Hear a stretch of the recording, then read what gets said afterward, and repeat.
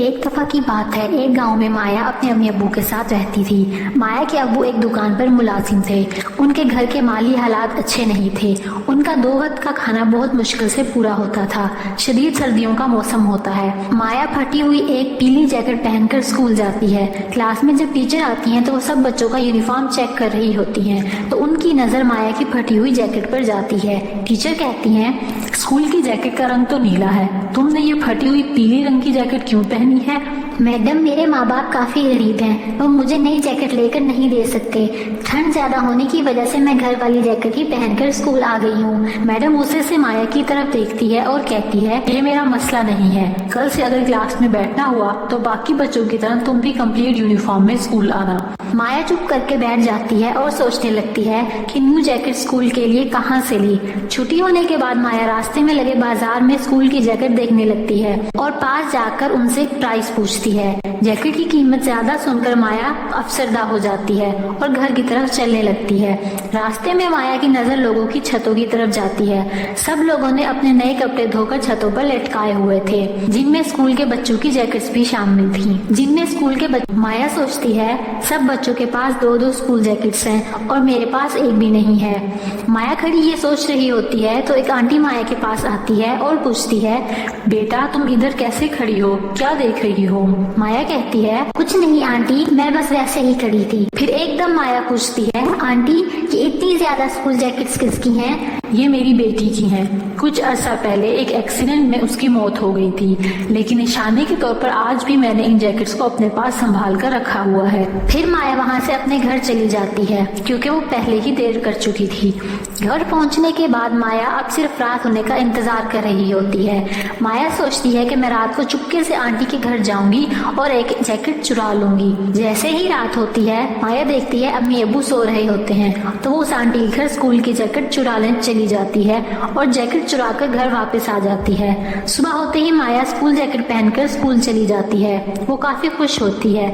आज तो school teacher उसे नहीं डांटेंगी क्योंकि उसने कंप्लीट यूनिफॉर्म पहना हुआ था। दूसरी तरफ आंटी अपनी बेटी की जैकेट गायब देखकर माया के घर फौरन आ जाती हैं। वो माया की अम्मी से गुस्से में कहती हैं, कहाँ है तुम्हारी चोरनी बेटी? उसने मेरी बेटी की जैकेट चुराई है। माया की माँ कहती है, मेरी बेटी ऐसी नहीं है, वो चोरी नहीं कर सकी। आंटी कहती है, कल दोपहर वो मेरी बेटी की जैकेट को बहुत गौर से देख रही थी, मुझे यकीन है उसी ने चुराई है। इतने में स्कूल की छुट्टी का टाइम हो जाता है और माया वही जैकेट पहनकर घर आ रही होती है तो सामने आंटी को देखकर घबरा जाती है।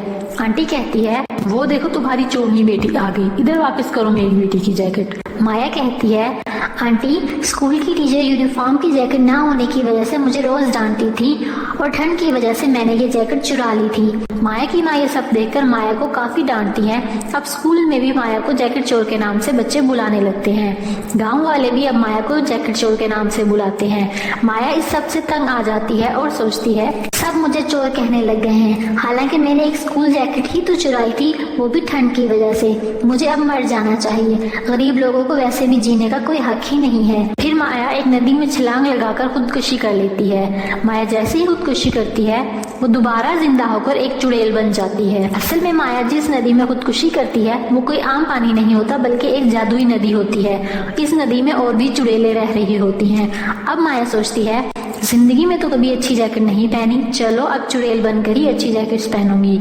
और जैसे ही रात होती है, वो रोजाना लोगों की जैकेट्स चुराती है और पहन लेती है। गांव के सारे लोग इकट्ठे होते हैं और कहते हैं, गांव में एक साथ इतने गर्म कपड़े कैसे चोरी हो रहे हैं, किसी को कुछ समझ नहीं आती। ऐसे ही कई हफ्ते गुजर जाते हैं। माया चुड़ैल हर रात किसी न किसी के घर में जाकर उनके कपड़े चुरा लेती थी। एक दिन माया चुड़ैल जैसे ही एक आदमी की जैकेट चोरी कर रही होती है तो वो आदमी उसे देख लेता है। वो समझ जाता है ये वही चुड़ैल है जो सबके कपड़े चुरा रही है और परेशान कर रही है। फिर वो जल्दी से एक बड़ा सा लोहे का पाइप उठाकर चुड़ैल के सर में मारता है, जिससे चुड़ैल बेहोश हो जाती है। फिर वो आदमी सभी घर वालों को इकट्ठा करके बताता है कि हम सबके कपड़े ये चुड़ैल चुरा रही थी। सभी लोग जैसे ही इस चुड़ैल को देखते हैं तो उसे आग लगा देते हैं, जिससे वो जलकर राख हो जाती है। एक दफा की बात है, राम अपने अम्मी अब्बू के साथ एक झोंपड़ी में रहता था।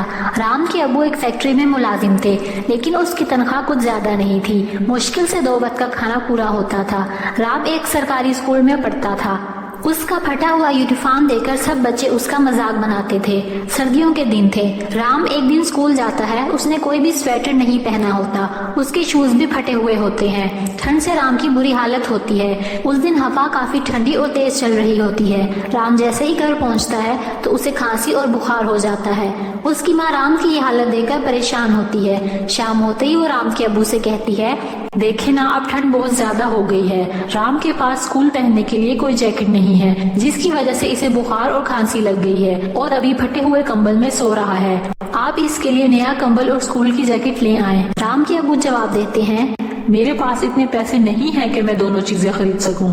तुम ऐसा करो, जब शदीद सर्दियां आती हैं तो राम को स्कूल मत भेजा करो। अगले ही दिन सुबह राम के अब्बू बाजार जाते हैं और एक कंबल खरीद ले आते हैं। राम के अब्बू को एक गर्म कंबल काफी ज्यादा पसंद आता है। वो साइज में भी काफी बड़ा होता है। जैसे ही दुकानदार से वो कंबल का रेट पूछते हैं तो परेशान हो जाते हैं, क्योंकि उसका रेट बहुत ज्यादा होता है। फिर वो पॉकेट में मौजूद अपने पैसों की तरफ देखते हैं और दुकानदार से कहते हैं, मुझे कम पैसों में कोई गर्म कंबल दिखाओ। दुकानदार एक और कंबल दिखाते हुए कहता है, ये ले, ये कंबल काफी गर्म है और कीमत भी मुनासिब है, लेकिन ये साइज में थोड़ा छोटा है। राम के अब्बू वो कंबल खरीद लेते हैं और घर वापस आ जाते हैं। राम की अम्मी जैसे ही वो कंबल देखती हैं तो कहती हैं, ये तो साइज में बहुत छोटा है, हम तीनों इसमें कैसे सोएंगे? तुम और राम इसमें सो जाना, मैं भी यही सो जाऊंगा। फिर राम और उसकी माँ कंबल में सो जाते हैं और राम के अब्बू कंबल के बगैर सोने की कोशिश करते हैं। वो दोबारा से फटा हुआ कंबल अपने ऊपर ले लेते हैं। राम और उसकी माँ रात को काफी आराम से सोते हैं, लेकिन राम के अब्बू को सारी रात ठंड लगती है, जिसकी वजह से वो सो नहीं पाते। अगले ही दिन जैसे ही वो फैक्ट्री जाते हैं तो फैक्ट्री के मालिक से तनख्वाह बढ़ाने की बात करते हैं, लेकिन फैक्ट्री का मालिक उनकी एक नहीं सुनता और कहता है, अगर काम करना है तो इसी तनख्वाह में करो, मैं तुम्हें इससे ज्यादा नहीं दूंगा, वरना चुप करके चले जाओ यहाँ से। रात को फिर राम और उसकी माँ कंबल में सो जाते हैं और उनके अब्बू फटे हुए कंबल में सोने की कोशिश करते हैं, लेकिन उस रात अचानक काफी तेज बारिश होने लगती है, जिससे बारिश का पानी झोंपड़े के अंदर आने लगता है। ये देखकर राम के अब्बू फौरन से कहते हैं, राम को और कंबल को दूसरे कोने में ले जाओ, ये कहीं गीला ना हो जाए। फिर उसकी माँ राम को लेकर एक कोने में चली जाती हैं और सो जाती हैं। राम के वाले सोचते हैं, सुबह फैक्ट्री से कुछ गत्ते ले आऊंगा और छत पर डाल दूंगा ताकि ठंडी हवा और बारिश अंदर ना आ सके।